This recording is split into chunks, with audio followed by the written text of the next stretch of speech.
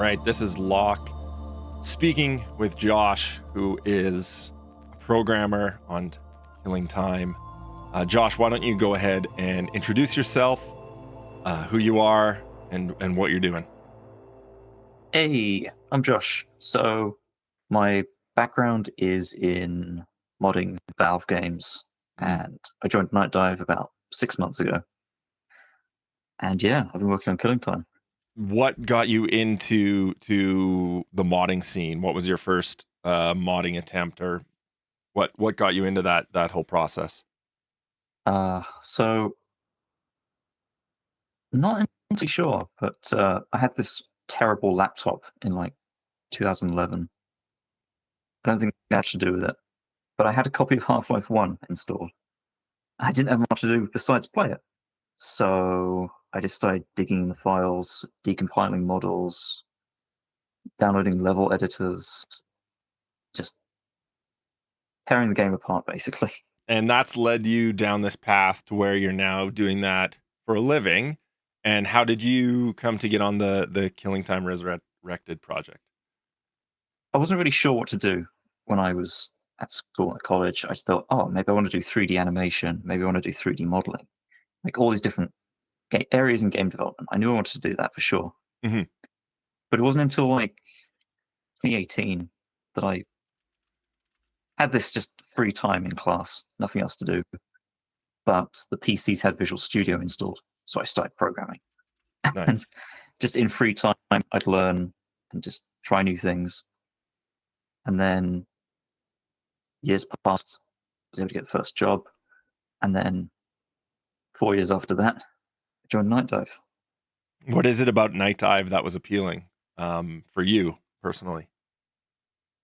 So I love working with just historic games, Yeah. basically. Okay. So I think it's really, there's something great about digging into an old code base or old game development content and being able to put yourself in those developers' shoes and think about what they were thinking back then. Like, if I'm working with the Quake code base or Quake 2, and I see these things that they've been working on, they've been working like, efficient software rendering or the OpenGL render, and I go, OpenGL was brand new back then. This is like, how do I, how can I put myself in this world? And that's what I find the most just fascinating about working with old stuff.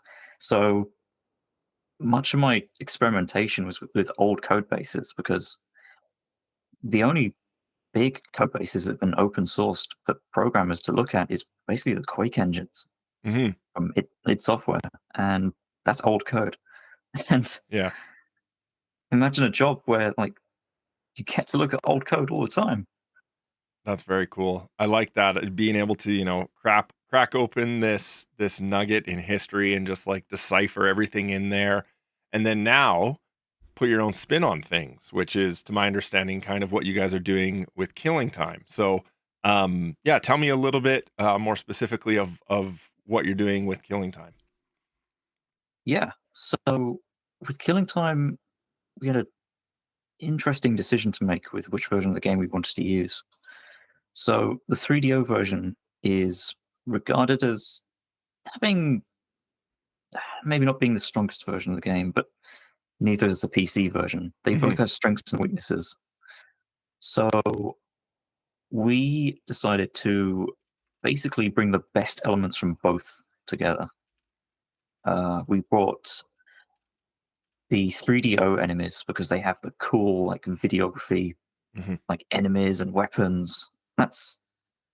That's interesting because there was some very old marketing documents from Studio 3DO who made the game. And one of the big selling points for the PC version, they were getting rid of the FMV enemies. Right. Because back then, having a 3D model in your game, even if it was a sprite like Donkey Kong Country, it was like that was huge production value because that's the new hot thing. Yeah. So it's weird seeing people's perspectives from back then and how they thought like, oh, the PC version is going to blow people away because it's got these models. But people now in the future look back at it and go, why did they do that? Like, yeah, grabbing the best of both worlds with the 3D and PC versions. and we're spicing up with new, like, how can we make this the definitive edition of Hmm. Killing Time? Like, the atmosphere, the world, how can we really make that pop? So we added one of the like downsides of the PC version, the 3DO version, is there's no light sources. All the lighting is baked into the textures. So if there's a wall with a spotlight on it, the spotlight's light is painted onto the texture. Hmm. So I think it was Seth on the Hmm. team who brought up the idea of like just applying like actual lighting to candles, torches, that sort of thing around the world, and it adds so much depth to exteriors. Like you can see a candle burning in the distance, and it looks amazing through a deep forest. Oh, that's amazing. I know in my chat with Mark Atkinson, he was and Ron Ashtiani who are doing the thing. They're both very exciting about not having to bake in light into the textures and actually using real lighting because back then lighting was so resource hungry, and now um, not to say that you have infinite resources, but you're taking these old games, the old code bases, and the world's your oyster when it comes to that sort of thing. So how are you making the decisions, or what's your sort of process behind what you're going to remaster and overhaul, and can you just take me through a little peek of what's going on and behind the curtains? Yeah, it's interesting. So it's difficult to decide what we should and shouldn't change from Hmm. the original versions of the game because if you change too much, then people who played the game in the past won't be satisfied with the changes. So, like, if you change the weapon selection in the game, can't really do that. But Hmm. with Killing Time, we we felt we had more breathing room to make further changes than we usually would. Like, Right. so the PC version is somewhat infamous for having physics that are just totally strange. The game was originally fixed to a lower frame rate, and they bumped the frame rate up so it looked better on high refresh rate displays. Cool. And they didn't update a lot of the variables. So when you jump, your jump is like zero point 0.5 seconds and you land instantly, and it feels really weird. So one of the executive decisions we made is we have to update the physics to be normal. You can jump when you jump. You like it's more like I think Hexen, the Doom engine Yeah. game that has Yep. jumping, more like Yep. Quake, that kind of thing. So it's we think that'll be a lot better in every respect. I don't think anyone will mind a change like that. Yeah, for sure. Um, but we're also tweaking balancing too. So I think we're doing something with difficulties. So Doom on PC, when you selected a different difficulty, like a high difficulty would have lots of enemies and a low difficulty would have few of them. Hmm. We're doing more of that with killing times difficulties. So high difficulties will have less ammo, more enemies. Lower difficulties will have like more ammo to compensate, that kind of thing. Because it's possible in the PC version to just run out of ammo. That's fascinating. I find, yeah, with cult classic games like these, um, it is a double-edged sword because you have those very diehard fans who, want to keep everything in a little box. And then on the other side of it, you have people who have never even heard of this game, and you want to appeal to both of them. So I don't envy you. It's a challenging project and it's a challenging thing, but is there I guess one thing I would ask you is to describe Killing Time to someone who hasn't heard of it.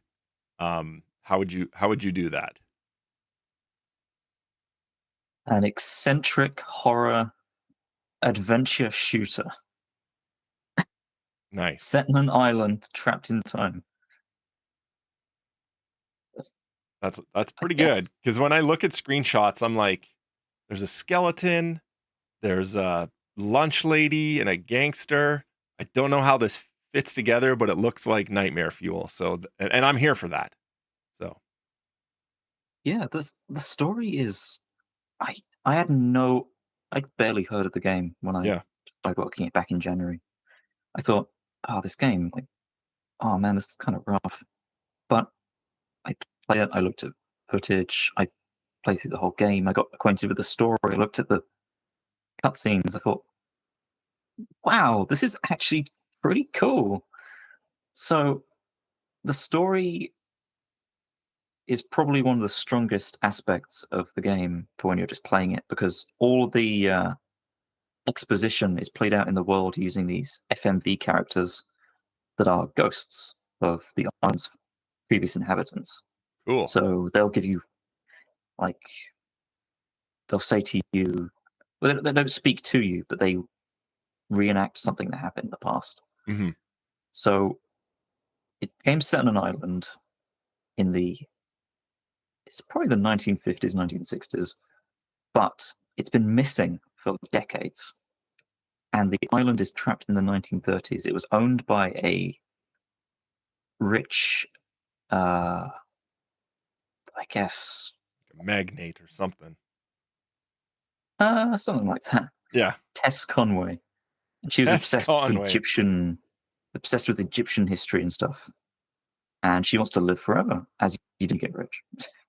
Right. So she brings along a bunch of people who grab artifacts from ancient Egypt, and somebody recovers a bunch of old water clocks. They just drip down water so you can tell what time it is. And over the course of the game, you discover the story that she had a scientist working on deciphering how these things worked, and it's it's a lot to get into. But That's I fascinating. love I love how just nuts it is. I mean, especially for a shooter of that time to put that much effort into the story and exposition is not all that common. You know, you 90s was all about like attitude and grunge and like lots of flashing things. So it's it's surprising to have a story in a shooter. So that's exciting. I think that's like a huge selling point for the game too. Yeah, it was Half-Life before its time. How much do you pay attention to what people are saying, or have you heard anything? What's been the reaction um, out in the public? The reaction's been pretty positive. Yeah, I after the announcement trailer dropped, I tried to join as many Discord communities as I Mhm. could to see what people were saying, and a lot of the original players are pretty happy. I'm I'm glad. Um, the worst, I was very worried about the trailer, because by the time we were getting to the trailer release, we were just getting everything in just in time, Mhm. and even the trailer has some old stuff in it already. But yeah, the worst thing we could have done is remaster the PC version and not add any of the cool 3DO stuff. That would have made people upset, and that would have made me upset if I saw it. I would have gone, "Why didn't they have the 3DO stuff?" Mhm. So yeah, it's really great seeing people happy to see the game they played like in the 90s on their 3DO or their PC. Just go, "Oh, this game's awesome! I knew Nightdive would do it after PO'd." What's been the discussion internally? I mean, like, how are you guys feeling about the project, or going forward? What kind of conversations are you having now? I guess I'll start at the beginning. Sure. When the project lead James was starting out with the project, he was then to make the decision of basing off of the which where do we start? Like, we have the 3DO version, there's the PC version. Neither of them are very viable nowadays. Yeah. The PC version is very much 90s code. 3DO version is entirely tied to the 3DO console.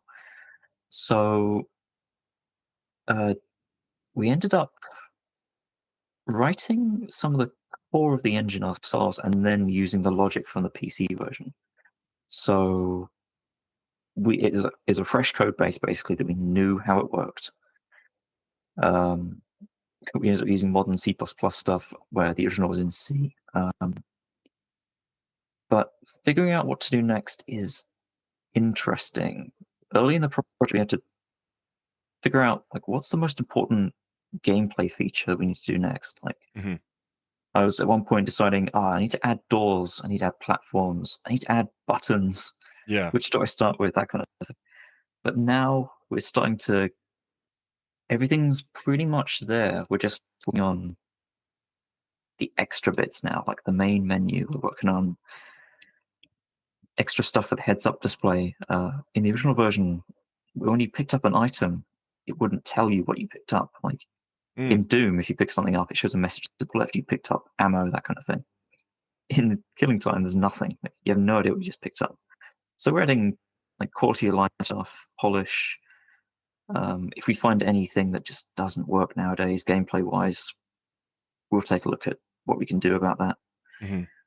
Um, yeah, with this kind of project, it's different to figure out what you need to do next because in some cases you have a complete game, and it's usually something to do with games consoles or modernizing, which Mhm. is a difficult thing to explain, I suppose. Is there something Like, specific to Killing Time that, needed a lot of work done? it was fairly straightforward. So when I Nice. changed the gravity of the game, because the gravity originally was like Jupiter, extremely heavy. Yeah, Um, the molotovs that you can throw in the game, when you threw them, they'd start flying into the ceiling, or they'd fly up into the sky and disappear right, because they had such huge velocity added to them to compensate for the gravity. right. So after a bit of tweaking, we couldn't find a solution for the molotovs that worked. So you'd throw them, but they'd go too high. They wouldn't go far enough. They'd go too far. They wouldn't hit what you wanted. So we ended up adding a custom gravity factor for the molotovs. So they behave a bit closer to the original PC version, which is they're a little bit odd, Mhm. but they go exactly where you want them to. And it's I made sure it was just enough that when you throw it, it goes over the counters in one of the maps where you're in a kitchen. Because I Perfect. thought that would be so annoying if you hit that counter.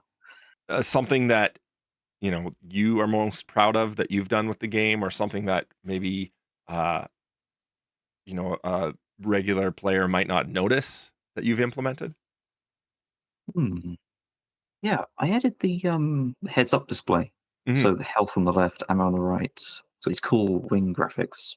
There's a bunch of like extra icons for keys you picked up and other stuff.